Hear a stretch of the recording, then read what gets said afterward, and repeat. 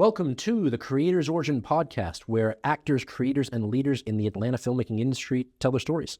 We're here to cut through the fluff and get down and dirty with the good, the bad, and the ugly that comes with success in the industry. I'm here with my guest today, Rachel Gallagher. Hello, Rachel. Hi, Jack. Thank you for having me. This is really cool. It's so awesome to have you here. So we have worked a little bit together. I've had the pleasure of working with you on my recent project, Against All Odds. Yes. That's the first project we've been able to, first of many, I hope. Yeah. Tell me when that popped up, that audition for you. What was that experience like, as far as from when you got the audition to when you were on set? What was different about that versus your expectations of what the film was going to be? Yeah, it is, as an actor, you wake up and you just look for that email from Actors Access, right? And it was one of those, and it was really cool to be carried through the whole process, because I was thinking about this recently, actually. I have to imagine, how many submissions you got, how many tapes you had to come through, and then for me to get the call back. And, when you get that call back, especially when it's a live Zoom or whatever it is, it's a bit like, the technology, it's live. I can't do all my usual takes. But it clearly went well. And the next thing I knew, I was scheduling to be with y'all on set, and it was a really good experience. But the character stood out to me because she was clearly intelligent, but she had this, I could tell it was more of a sci-fi driven kind of, not a comedic script. It didn't seem like, it seemed kind of grounded in that world, but she seemed to have a comedic element to her and a quirk. And I was like, that's my sweet spot. Yeah. So you play the character of Amy. Yeah. And I feel like it's definitely a film where the focus is on the drama, but then there's those comedic elements, because those come together. I feel like you can't have, when something is so serious and there's no comedy, people are like, oh, okay, can we get a little break from this? This feels more like real life. Just kidding. a lot of comedy. Yeah, I'm like, I got enough problems in real life. I don't I feel so blah. I think my main inspiration, you said you'd watch Once Upon a Time. Yes. That was kind of mainly where I inspired a lot of elements from. I don't think we ever talked about that. That's really interesting. Mm-hmm. I can see that. Yeah, the magical elements. I think mine's maybe a little bit more funny, a little bit. There's grounded, I would even say. Mm-hmm. That got, there's a lot of seasons in that show. Yeah. And I carried through. I watched the first however many, but I could see with the familial elements and the twists, you can see that. So you, I think, get kind of, you're with an agency, you get a decent amount of work. What have you been working on recently? I know you've got a feature you're doing? A SAG short. A SAG short, okay. Short. And that's, did you say you wrote? I wrote it and I'm producing it. Tell me all about that. What's so weird. So weird, Jack. I'm glad you asked, because I always knew, I'm going to have to produce one day. It's just going to happen. And I've always, even as a teenager, I'm like, one day. You know what I mean? This past summer, it was just it became very apparent. I'm like, okay, it's the time is now. And I wasn't even gonna sit down and write something. I was literally having, over this past summer, 2024, I was literally having a recurring dream, a physical dream about this one little scene, this little moment. And I'd wake up, take notes. And it just turned into this whole world. And it, as a writer, sometimes the story kind of forces its way out of you. And it just demanded to be written. I was talking to Anthony James about this last week, and he literally was saying the same thing about his movie was based on a dream that he had. So there's some similarities. And we were talking about how the story comes out, and the story almost doesn't belong to you. It's there, and you're the medium for it. It more belongs to the characters. Yeah. The characters lead you, tell you where they need to go. Yeah. So that's so funny. You mentioned the dream thing again. That's weird. It's weird that way. I need to start a dream journal. You do. Pay attention to your dreams, but then you'll know, because it'll hit you with a certain inspiration and it'll stand out. Yeah. And then I keep the parts in my dream where I'm naked though, or do I? You keep first draft. There's always time for rough draft. You can always cut it later. I've been told there needs to be less nudity of me in my films. Scale it back. Somehow I always manage to have my shirt off. And then I whipped my shirt off. I have to keep it. Yeah. No, it's weird. So yeah, we've done a lot of revisions, a lot of rewrites since then, scaled it back. We're at 14 pages. And it's more of a concept-driven film, really. And you're planning on, so 14 pages, that translates to somewhere 15 to 20 minutes. You plan on keeping it around that length? Yeah. Okay.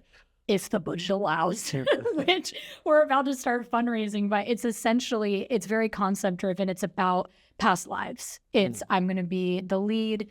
And she's kind of this college student, small town. We're going to shoot up in the North Georgia mountains near Blue Ridge. That's where it's based. That's where it's set.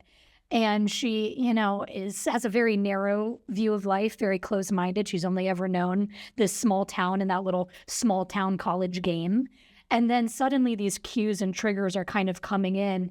And I'm not going to give too much away, but she suffers an accident, has a brain injury, and suddenly all of her memories of every past life, assuming in this world that there are past lives, reincarnation, every life she's ever lived, every person she's ever been, loved, all comes rushing back in a second. Oh, okay. And so she has kind of she wakes up in the hospital and is having meltdowns. I mean, imagine that amount of information crashing in on you. Yeah. So this is, in this world, part of the lore that exists. Everyone has these past lives, but she specifically got her memories restored of her past lives. Yeah, I don't know why her, why her, why now, why this. It's only a short, so you don't have time to go into I don't have all of the time. explanation, and that's something, even with my feature, I still had to cut some of the lore elements where they're explaining, and this is the history of these beings and this. I'm like, and the society, and it goes way back. We got to move on. I've got 2 more sequels. I can go more into it. Which is so awesome. Which is so awesome. And I do have the beginning, middle, and an end for a feature drafted, outlined. But I'm going to start with the short. And what is it about past lives? Are you like a believer in past lives, or you're? Yeah. What is that kind of a spiritual dogma that you have, or what is it based on? I don't know if you've picked up on this from me, but I am kind of a spiritual person. Mm-hmm. You get that vibe. I feel like it has Amy too. When we dyed my hair and the big earrings, I was like, he totally picked up on this, part of who I am. Mm-hmm. I am a very spiritual person, and I've got, kind of had some experiences myself, and I know other people who just have this awareness. My grandma, for example, you'll see her a bit we're about to launch our fundraising campaign and our promo and all that. Where can people find that? That'll be on Indiegogo. Okay. I can give you the link. And the name of the project is? I'll Be Back. I'll Be Back on Indiegogo. So that's where if people want to support their film, they can Thank you. Go there. Thanks, Jack. It'll also be blasted on my Instagram. If you want to share my Instagram, I will be posting every day. Cool. Starting next week. So that'll be going. But my grandma, for instance, grew up in Brooklyn, and my whole family's from New York. And one summer, her family took a trip out to rural New Hampshire, and they're driving in the middle of nowhere. She's never been there. And she's 6 or 8 years old. And she says to her dad, who's driving, my great grandpa, she says, "Hey, look out on this next curve. There's going to be a wagon wheel with 3 spokes missing in the road. You're just going to want to look out for that." He was like, okay. He goes, there it is. And they're kind of like, that's a little weird. And suddenly my grandma, this is kind of partly what inspired kind of how my film goes, she starts getting very ill. She kind of caves in on herself. She realizes that she knew that and gets I'm going to throw up. She gets very ill. So they stop at this little house. This is getting kind of like Final Destination type. It's the thriller aspect, thriller aspect. And so she goes to this little house, and she goes in, and she knows the woman who answers the door. She just swears, as a little girl, she knows her. They're trying to explain how to get to the bathroom so she can clean herself up because she had thrown up, gotten sick. She knew exactly this hall down there, 3rd door on the left. She knew her way around this house, and she had never been there in this lifetime. Okay, so but the theory in this is that she had been there in a previous life. She just knew. She just knew it. And so that's a story, your grandparents were always told these cool stories, but that really stuck with me. Yeah. And I'm like, I need to say something about this. My grandpa told me this story about how he peed in a water bottle and drank it as a pet. So not something I could make a movie about, but it was still a funny story. That's a bit. You should work into something. Yeah. So sorry.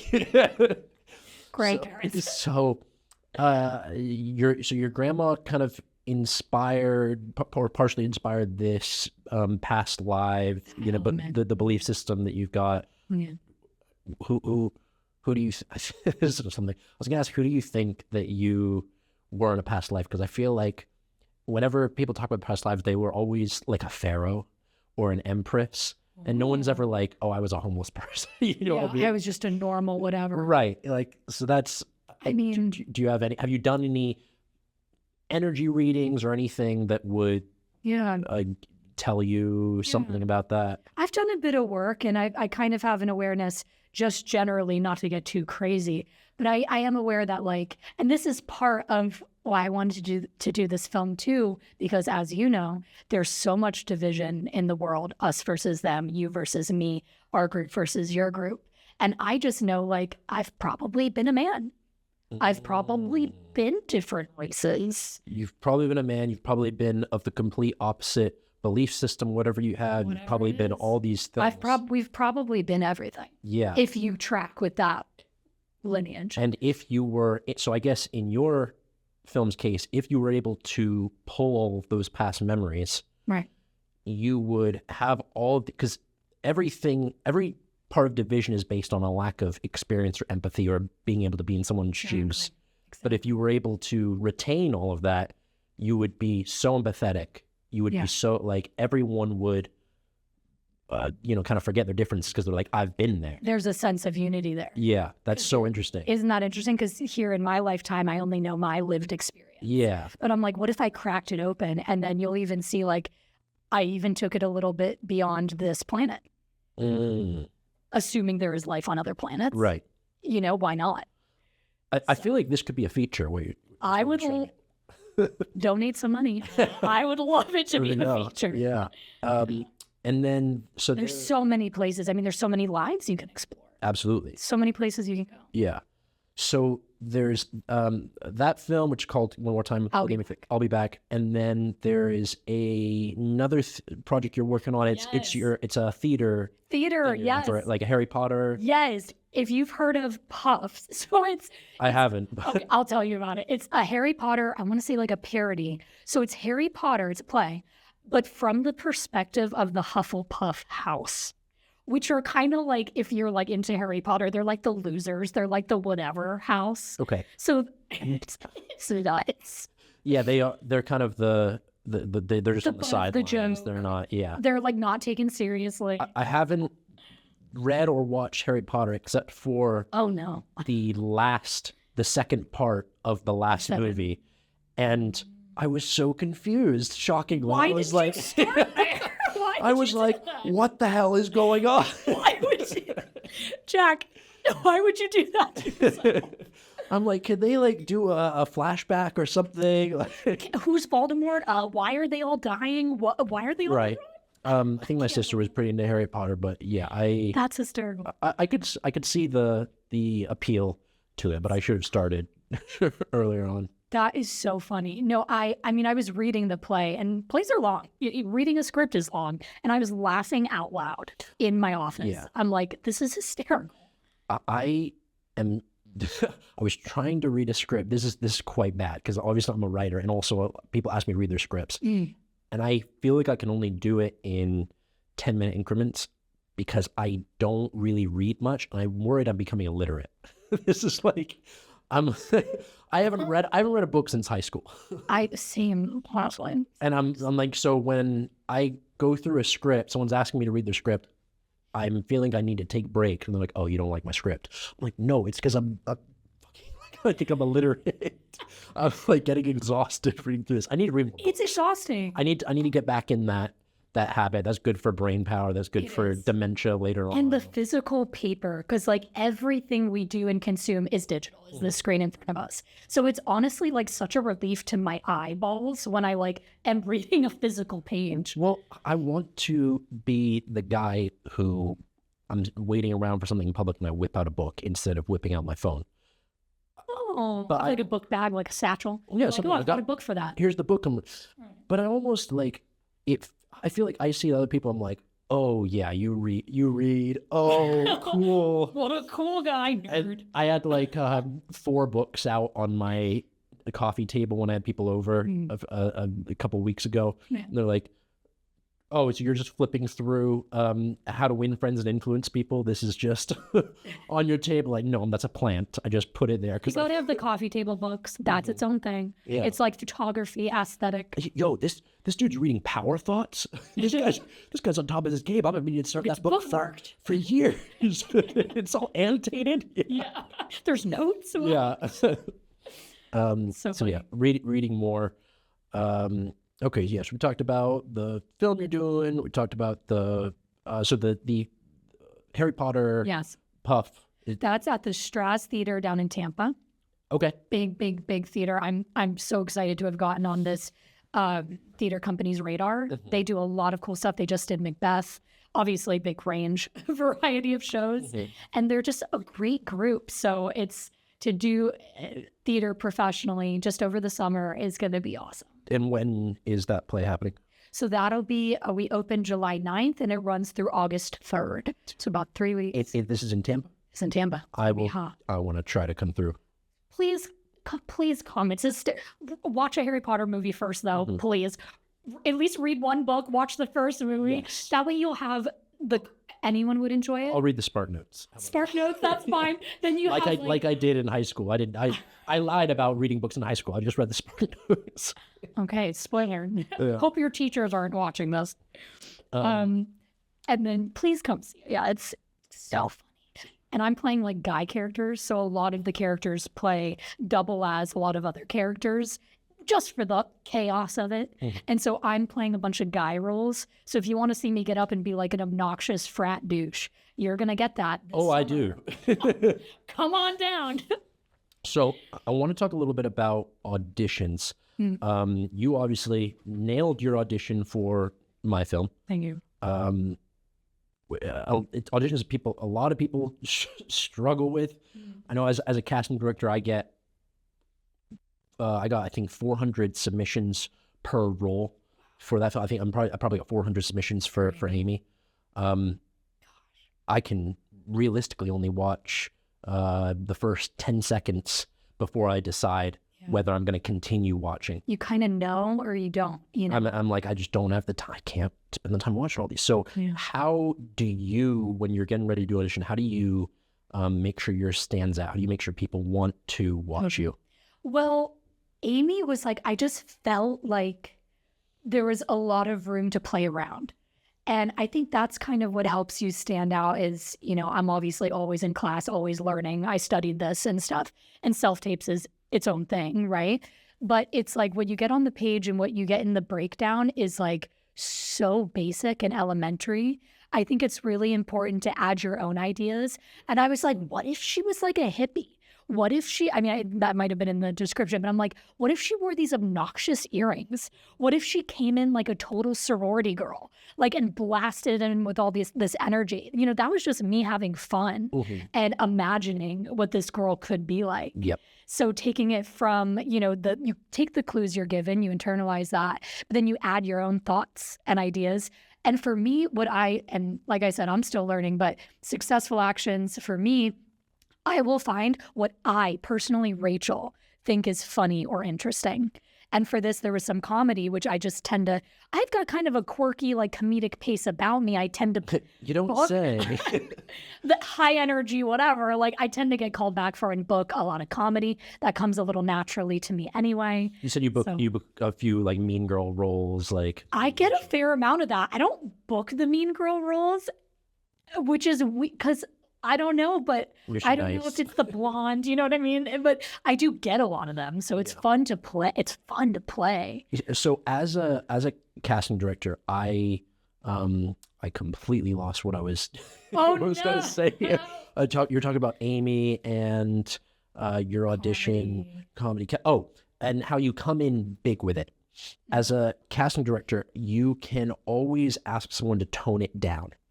Yeah. So it's like it's kind of better someone to come in big, especially particularly with my stuff. I usually tell people to go big because my my films, you saw it's very into the drama and the music and the the high notes and that cinematicness of it. Yeah. And so you can always tell someone to tone it down, but if someone's not giving enough, it's tough to You don't know that it's there. Like, you don't know that they've got that limit, you know? Yeah. So with this, I think mainly because it was comedy, or at least this role was comedy, I was like, I'm just going to have a ton of fun. Like, I'm just going to blast in here. Yeah. You know what I mean? My acting teacher would always say, he'd be like, this is you got to love doing this. This is part of your acting experience, is doing these auditions. You can't think of it as like, oh, I got to do this work. It's like, that is the work. You get to do that. I get to audition. I get to do this acting. Yeah. That is. Which is tough if you don't have that love for it. If you're like, oh, I got to do an audition. It's what are you? You're going to burn out. It's probably not the right thing for you. And a good way to know, this is what I tell a lot of actors too, is start in theater. Start in theater. You will find very quickly, if you love the craft of acting, if you start, and theater is hard, dude. Anyone can walk on screen and like say, here's your coffee. Theater is hard. You have to be big. You are on for 2 hours. There's no cuts. There's no breaks. You've got monologues. You're in front of a live audience. Project. You've got to reach the back of the room. It's tough. Not everyone can do it. And so if you start in theater, like I said, you're going to either fall very quickly in love with it or be like, what? This is hard. But then all of those skills just make you that much more efficient on set. Because I'm like, I can improv. You give me a weird thing and I have to pivot. I do that on stage every night. You know what I mean? It's just like it builds up that muscle. And like I said, also builds the love and carries you through. Because, you know, while at the same time I'm auditioning every week for film, excuse me, at the same time, I could be sinking my teeth into like a super complex play that like fuels my creativity and is like a true challenge. And I'm just honing my skills. Like, I'm just getting sharper for when I do need to walk on and say, here's your coffee. I know how to establish a whole lived experience, my ideas, make them unique, make them interesting, so that there's so much like, I don't know, it's so grounded in reality when you deliver that one line because you've practiced all those skills behind the scenes. Yep. Do you know what I mean? Yep. I'd say the mistakes that I saw, the main mistake I saw from people when I was auditioning people was, not coming in with all of that. With not choice. Not coming in with a moment before a choice. They're just... Moment before, yeah. They're just kind of... Here's my line. Here's my line, yeah. I think this is a story I got to tell. My acting teacher said to us when he was talking about auditions, he's like, oh, if there's a weapon involved or if there's something like, don't pull out a weapon, don't have a knife or a gun or something. For an audition? For an audition. He would say, even if it says, like, the character's got a gun, he'd be like, okay, just hold your hand off screen. And I was like, oh, okay, that's interesting. I would think you would want to be really into it. And I didn't necessarily understand it until I saw an audition for someone who was auditioning for the character of Murphy. You're familiar. He's kind of he's a villain character. Yes. He comes in, he's aggressive, he's threatening. Yeah. And dude in the audition pulls out a knife. And I was like, oh, shit. I see why my act teacher said this now, because I don't want this guy on my set. It takes you out of it because you're like, be careful. I'm like, cut your... I'm like, bro, I don't want this guy. What if he brings a knife to my set? Like, so I understood that. Well, there's so many things you understand as a casting director. When you see these mistakes, you're like, now I know not to do that. Now I need to get out what I see on my end and see what I don't want to see, which is I don't want my actor pulling out a knife or a gun. I don't want to know he's got that. I'm like, okay, when's he going to whip that out at me on set? Yeah, because you're like, yeah. I mean, we get the commitment, I can respect, but there is that safety. But it's really cool from your point of view, like as a casting director, writer, director, having the acting background is something we can feel. Like if we're talking about my experience on set, like you can kind of tell, and like a really good director can marry these two, but you can kind of tell when a director grew up, you know, as the DP tech realm or as an actor, just in the way that they communicate with the actors. Some directors you'll never see. They're in the back checking the lighting, checking the shots, and you're like, well, do you have any notes? Did I do okay? Like, they don't care. Like, Yeah. but, or there's the ones that are like, okay, let's all, and not that this has to be like self-gratifying for the actor, like, let's talk story, let's talk objective, let's dig in. But I think a great director can marry those and knows how to speak both of those languages. Well, it's so important for me as well as the writer, especially when I have the next 2 to 3 films planned out. I'm so locked into like, okay, and I know that's a choice you made, but that's going to conflict with something way later on down the line. Like it's got the bigger picture, but yeah. So that's yeah. I mean, I felt very locked in and involved with my actors, but at the same time, a lot of them made really good, strong choices. Yourself and others who I was like, she's nailing it. She gets the character. Yeah. And that's the great thing too. Like we show up, we've done our homework. It shouldn't have to be like, hand holding guidance, their time is money, so, in TV especially too. So it's like you come on, you live it, you do it, and having the confidence that like your choice was correct. It obviously got me the job. Well, so I was, correct choices indeed, because I was working on the next installment of the film, No Time Left. That's coming. Which I'm currently writing. Yep. And there's a nice little kind of twist with your character. She's maybe not like all that she seems to be. So you had 1 or 2 scenes in the previous film, and then she comes back in this next one, and there's like a very significant reason for her being in the story. And I oh my gosh, I saw your performance, and it inspired me. I changed up a little bit to. Thank you. That's really cool. To get her more involved. And I think it's a really interesting direction that the character goes in. I'm excited to play it. I'm excited to explore that. Yeah. Just going a little bit into Against the Laws, and then this can be spoiler territory for anyone who's not seen Against the Laws of the film. What surprised you as far as the story elements? I guess it's been a while since you've seen it, so I don't know how much you remember, but and like, where do you see it going? Where do you see your character going after where we left off? So she had her entire life's work, her garden burned down. That was like her life, her pride and joy. Yeah. What would you want to see from her character? Like, from Amy, yeah.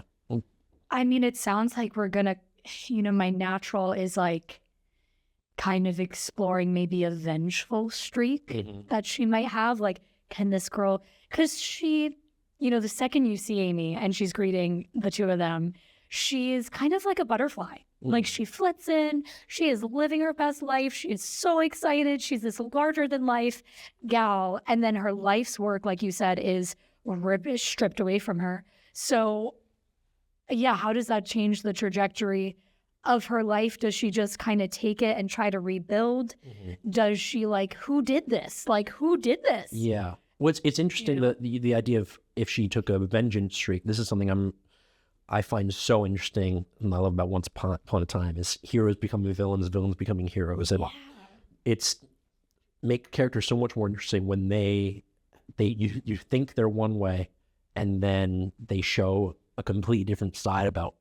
And this is something I've learned in just general life and social stuff, is not to reveal all of your cards right at the start. Because if people, the characters and people are so much more compelling when you maybe see a couple of their cards in the beginning, and then you've known them for a while, and then later on they show, like, here's all these other elements that you didn't know. People are so complex. Yeah. I mean, people are so complex. So if you can write good characters like that and then give them a proper arc, like a true arc like that, that's what people are like, So for writing your story, and are you playing the main character in that? I am. You got an ego like me. We got to rank characters. We got to write ourselves on screen. I'm like, I'm going to put all this work into it. I'm going to star in it. It's, starring in it. I don't know if I even went in it with that intention. And I've even toyed with, like, as a producer now, like, which has also been so eye-opening, by the way, like, to be on this end. And I'm only in, development, pre-production. I'm learning so much. And this is your first time being on that side. Associate produced for other people, but this is the first time it'll be my baby. Like, I'm the top of it. You know what I mean? So I'm learning so much as an actor.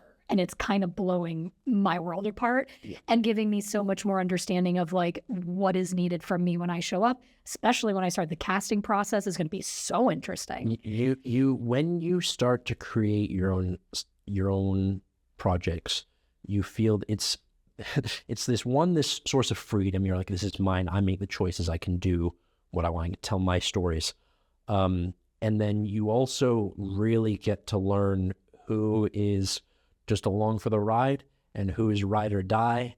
And this last feature film, man, did I learn who was who.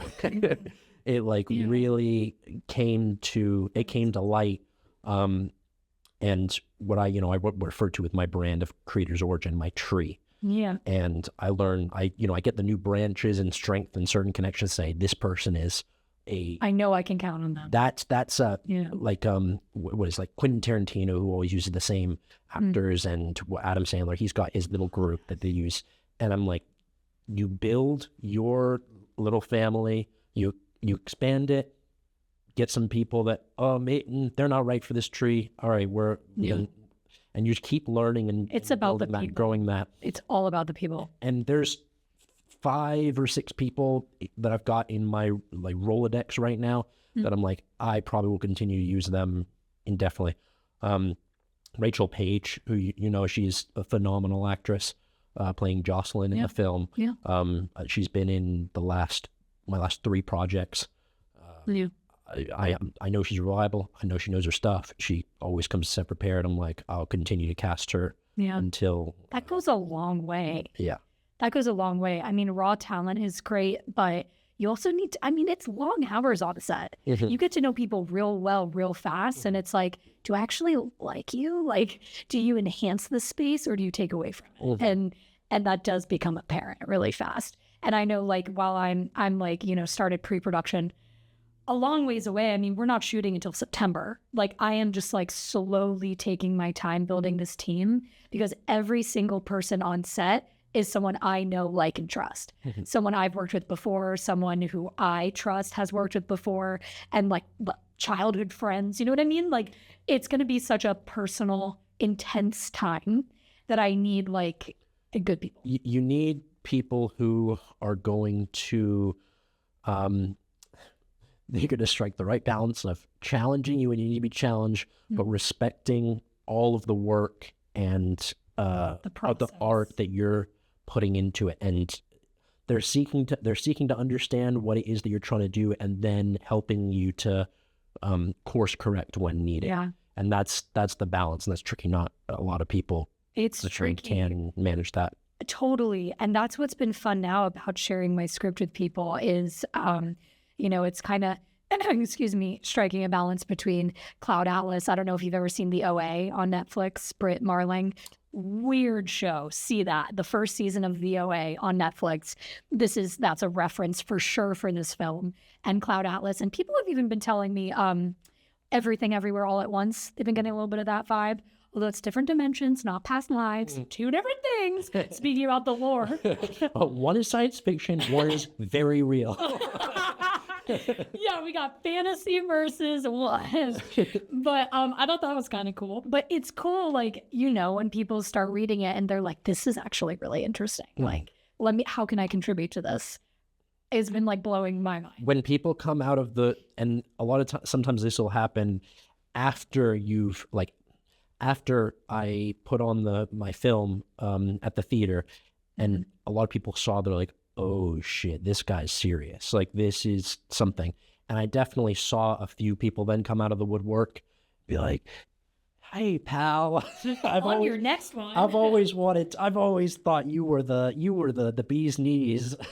Interesting. And so you get that, but you also, which is fine. That's human. I don't fault people for that. Not everyone can see it like you can. Yeah. Yeah. But then you get the people who see it very early on. They see what it is you're trying to do, and they're like, I'm in, whatever you need, ride or die. Like, yeah, we're going to make this happen. Yeah.